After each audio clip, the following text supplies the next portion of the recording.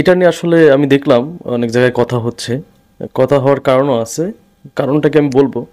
তার আগে যারা আমার ভিডিও দেখেন, কোনো প্রতিষ্ঠানের ম্যানেজার, বড় বড় প্রতিষ্ঠান অথবা যাই হোক একটু ভালো পজিশনে আছেন, আপনাদের উদ্দেশ্য করে বলতেছি, সেটা হচ্ছে আরএস ফাহিম চৌধুরী। এই ছেলেটাকে আপনাদের দেখতে হবে। এখন আপনি বলতে পারেন ও তো যথেষ্ট স্বাবলম্বী, ওকে দেখতে হবে কেন? না, ও হচ্ছে একজন সোশ্যাল মিডিয়া পার্সন, একজন সেলিব্রিটি, মোটামুটি বাংলাদেশে ইয়াং জেনারেশনের কাছে খুবই জনপ্রিয়। এর বাইরে আসলে দেখেন, আমি কিন্তু ওরা আনফলো করছিলাম, আরএস ফাহিম চৌধুরীকে আমি আনফলো করছিলাম। এটা হচ্ছে আপনার 7ই জানুয়ারি নির্বাচনের আগে। কারণ 7ই জানুয়ারি নির্বাচনের আগে ওই ওই আসনটা কিন্তু আরএস ফাহিম চৌধুরীর যে আসন, ওইটা হচ্ছে মোহাম্মদপুর। আই থিঙ্ক ওইটা জাহাঙ্গীর কবির নানকের আসন ছিল।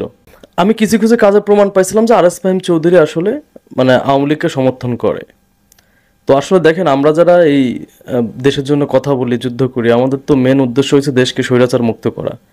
আর যারা স্বৈরাচারকে সাপোর্ট করবে, তাদেরকে তো আমাদের সাপোর্ট করার কোনো প্রশ্ন আসে না। এটাই তো।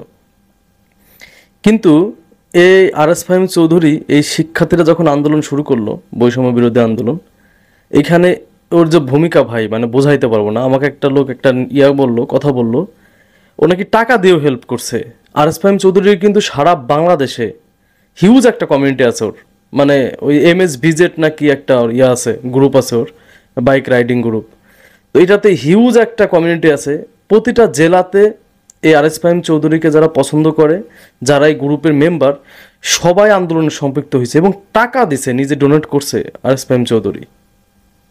ও কিন্তু অনেক স্ট্রাগল করে এখানে আসছে। আমার মানে ওর স্ট্রাগলগুলোকে ভালো লাগতো। আরএস ফাহিম চৌধুরী যে স্ট্রাগল করে এখানে আসা, এই জিনিসগুলো আমার আগের থেকেই পছন্দ হইতো। কিন্তু যখন আমি দেখতে পারলাম যে না, ও মোটামুটি আওয়ামী লীগকে পছন্দ করে, নট অনলি মোটামুটি, ভালোভাবেই, তখন থেকে আমি আসলে ওকে আনফলো করা শুরু করে। ভিডিও দেখি না, ভালো লাগতো না। তো আমি এই কথা কেন বললাম, যারা ব্যবসায়ী আছেন, দেখেন আরএস ফাহিম চৌধুরী মূলত কি করে, ও মূলত হচ্ছে বিভিন্ন জায়গায় শপ ওপেনিং করে, বিভিন্ন কোম্পানির স্পন্সর করে। তো আমি আপনাদেরকে বলি যে সবাইকে স্পন্সর দেওয়ার প্রয়োজন নাই। এই ছেলেটার পাশে দাঁড়ান।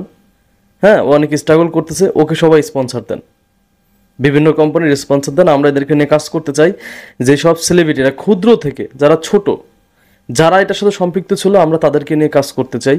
অ্যাটলিস্ট যারা দেশের এই ক্রান্তি লগ্নে শিক্ষার্থীদের পাশে এসে দাঁড়াইছিল, তাদের পাশে আমরা থাকতে চাই। তাদের পাশে আমরা থাকবো। এবং বড় বড় যে কোম্পানিগুলো আছে, সবাইকে অনুরোধ করি, আপনারা আমি যে আরএস ফাহিমকে নিয়ে যে কথাটুকু বললাম, এটুকু আপনারা চাইলে ফেসবুকে পোস্ট করতে পারেন, স্ক্রিন রেকর্ডিং করে অথবা ডাউনলোড করে, সমস্যা নেই। আমি এটুকু বলতে চাই যে সবাই এই সেলের পাশে থাকবেন। নট অনলি যে যে ছিল, পর্যায়ক্রমে হয়তো আমি ভিডিওতে আনবো, সবার পাশে দাঁড়াবেন। বিশেষ করে আরএস ফাহিম চৌধুরী, ও যে কাজগুলা করে, ওর কাজগুলোর সাথে যদি সম্পৃক্ত হয় আপনার কোম্পানি, তাহলে ওকে আপনারা স্পন্সর করবেন। আমার খুব ভালো লাগছে কালকে যখন রাতে আমি কথাগুলো শুনলাম, আমি আসলে আমার চোখ দিয়ে এক পাশে পানি পড়ছে, যে আসলে এই নিজে স্ট্রাগল করে আজকে এখানে আসছে, একটা পরিবার টেনে সব কিছু যা করছে নিজে নিজে করছে।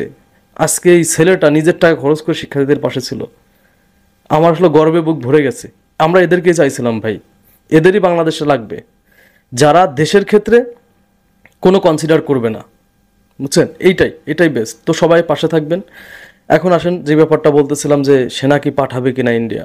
এখন দেখেন, আপনারা তো জয়ের ভিডিওগুলো দেখেন কিনা, ইদানিং তো সে প্রচুর লেভেলে পাগলামি শুরু করছে। আমি জানি না কোন ব্র্যান্ডের খায়, মানে গালি দিতে মন চাইছিল, বাট আজকে গালি দেওয়া যাবে না। কারণ আমি লাস্ট কিছুদিন মানে উত্তেজিত হয়ে অথবা ক্ষোভের জায়গা থেকে আমি অনেক গালিগালাজ করছি। এই জন্য আমি দুঃখিত। বিকজ দেখেন, আমি অনেক প্রবলেমে জর্জরিত একটা মানুষ। এই আওয়ামী লীগ আমার জীবন থেকে অনেক কিছুই কেড়ে নিছে। এই জন্য আসলে নিজেকে মানে কি বলবো আপনাকে, মানে নিজেকে ধরে রাখতে পারি না, গালিগালাজ করছে। আমাকে যারা আগের থেকে চেনেন তারা জানেন আমি গালিগালাজ করি না, বাট ইদানিং আমি নিজেকে কন্ট্রোল করতে পারি নাই, অ্যাটলিস্ট শেখ হাসিনা পালিয়ে যাওয়ার পরে। তো যাই হোক, তো মেন কথা হচ্ছে গালিগালাজ করবো না। এই জয়, ও হচ্ছে জানি না কোন ব্র্যান্ডের করে, ওর হাতে ট্যাটু করা, ও ইদানিং এসে পাগলামি শুরু করছে। গতকালকে একটা ভিডিও দেখলাম, ও ডিরেক্ট বলতেছে, মানে এমনভাবে বোঝাইছে যে ইন্ডিয়া হস্তক্ষেপ করুক, কারণ ইন্ডিয়ার জন্যই নাকি ওরা বাংলাদেশের জনগণের বিরুদ্ধে গেছে। এটা রাইট? হ্যাঁ হ্যাঁ হ্যাঁ, এই মোদিকে খুশি করার জন্য, ইন্ডিয়াকে খুশি করার জন্য বাংলাদেশের জনগণের বিরুদ্ধে অবস্থান নিয়েছে কে? শেখ হাসিনা। বিকজ বাংলাদেশে একমাত্র আওয়ামী লীগকেই মোদির জন্য সব থেকে নিরাপদ দল মনে করে মোদি অথবা ইন্ডিয়া, নট অনলি মোদি। তো সেক্ষেত্রে ইন্ডিয়াকে খুশি করার জন্য, ইন্ডিয়াকে সুযোগ সুবিধা দেওয়ার জন্য আপনার শেখ হাসিনা পুরা জনগণের বিরুদ্ধে চলে গেছে। বিকজ আপনার 2014 সালের নির্বাচনের ঘটনা আপনারা জানেন, কীভাবে মানে ইরশাদরে জোর করে নির্বাচনে নেওয়া হলো, এটা তো আপনারা সবাই জানেন। জাতীয় পার্টিকে 18 সালের নির্বাচন দেখেন, তারপরে হচ্ছে আপনার 24 সালের নির্বাচন, সব কিছুতেই বলা তাদের অভ্যন্তরীণ ব্যাপার। তাহলে আজকে আমাদের দেশের অভ্যন্তরীণ ব্যাপার নিয়ে কেন এত মাথা ঘামাঘামি? তোমাদের সেনাবাহিনী কেন পাঠাইতে হবে? দেখলাম মানে এসে কথা উঠছে, একজন এমপি বলছে যে ডিরেক্ট সেনা হস্তক্ষেপ করতে। কেন? আমাদের দেশে কি হয়েছে তুমি সেনা হস্তক্ষেপ করবা? হ্যাঁ, হিন্দু সম্প্রদায়ে যারা ছিল এই ভাইয়েরা বুঝতে পারছে, দেখেন বাংলাদেশের সংখ্যালঘু বলে কিছু নাই। আমি মনে করি সংবিধান থেকে এটা টোটালি উঠাই দিতে হবে। কিসের সংখ্যালঘু? আমারও যে অধিকার তারও সে অধিকার। এরা বুঝতে পেরে কিন্তু 3 দিন তাদের যে দাবি ছিল, এটা কিন্তু তারা যে আন্দোলন করতেছিল, এটা থেকে 3 দিন স্থগিত করছে।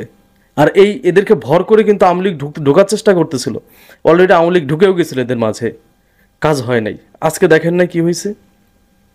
আগামী 100 বছরে আওয়ামী লীগ বাংলাদেশে আসতে পারবে না।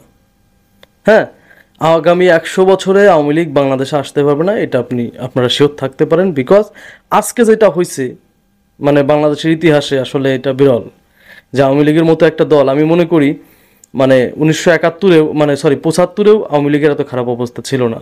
অ্যাটলিস্ট সারা বাংলাদেশের নেতাকর্মীরা এভাবে মারধরের শিকার হয় নাই, বাড়িঘর ভাঙচুরও হয় নাই, আগুন দিয়ে জ্বালায়ও দেওয়া হয় নাই। এবার যেটা হয়েছে 75-এও এটা হয় নাই। এটা আপনারা যারা ছিলেন তারা জানেন। তো এই জন্য বলি, এই যে বাংলাদেশকে যে হস্তক্ষেপ করতে বলতেছে সেনাবাহিনী দিয়ে, এটা সম্পূর্ণ জয় বলতেছে। জয় আছে না, ভাগ্নে বলতেছে।